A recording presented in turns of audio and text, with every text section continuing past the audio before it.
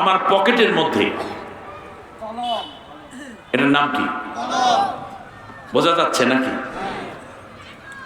থাকুক এখানে, ঠান্ডা মাথায় কথা নিতে হবে। হাতের মধ্যে এটম না তো আবার,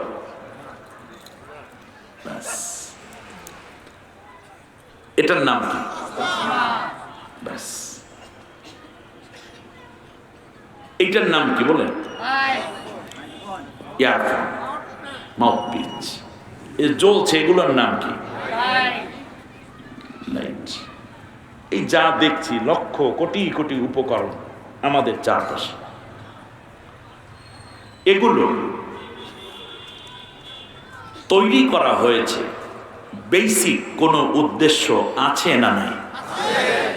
আমি আবারও বলছি, আমি জ্ঞানীদের জন্য কথা বলছি, সচেতন মুসলিমের জন্য কথা বলছি, যারা জান্নাতে যেতে চান তাদের জন্য কথা বলছি, যারা দুনিয়ার জিন্দিগিটা আল্লাহর গোলাম হয়ে থাকতে চান তাদের জন্য কথা বলছি।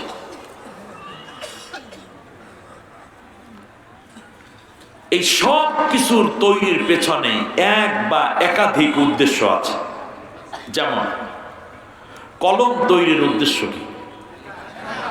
লেখা। মাঝে মাঝে কলম দিয়ে কান খোঁচা যায়, কিন্তু কান চুলকানোর জন্য কেউ কলম কেনেও না, কলম আবিষ্কারও হয়নি। ঠিক আছে? এই চশমা তৈরির উদ্দেশ্য আছে না? কি? ভালো দেখার জন্য।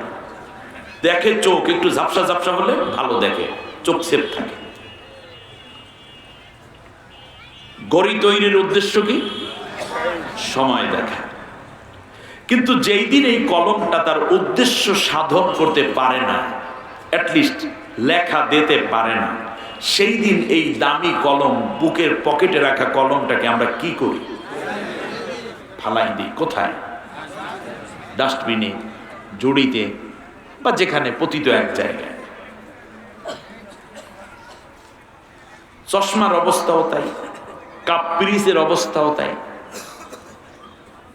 তাহলে এখান থেকে আমরা দুইটা জিনিস জানলাম, প্রত্যেকটা জিনিস তৈরির পেছনে এক বা একাধিক উদ্দেশ্য আছে। এক। দ্বিতীয় হচ্ছে, সেই উদ্দেশ্য যতদিন বাস্তবায়িত হয় ততদিন তাকে যত্ন করা হয়। তৃতীয় হচ্ছে, যখন সে উদ্দেশ্য বাস্তবায়নে, উদ্দেশ্য সাধনে ব্যর্থ হয়, তখন সেটাকে ছুঁড়ে ফেলা। ক্লিয়ার? এখন কোশ্চেন হচ্ছে, আমাকে, আপনাকে, আমাদেরকে এই সুন্দর পৃথিবী সবকিছু সাজানো, গোছানো, গোছালো সৃষ্টি করেছেন কে? বিশেষ করে আমাদেরকেও তৈরি করেছেন কে? আল্লাহ। কোনো উদ্দেশ্য আছে না নাই? আছে। এই উদ্দেশ্য যতদিন বাস্তবায়িত হবে আমাদের দ্বারা, ততদিন আল্লাহ তাআলা তার রহমতের কোলে আমাদেরকে জড়িয়ে রাখবেন। আর যদি এই উদ্দেশ্য বাস্তবায়নে আমরা ব্যর্থ হই, তাহলে দুনিয়ার ডাস্টবিন হইল গজব, আর আখেরাতে মানুষের জন্য তৈরি করা ডাস্টবিনের নাম কি? ক্লিয়ার?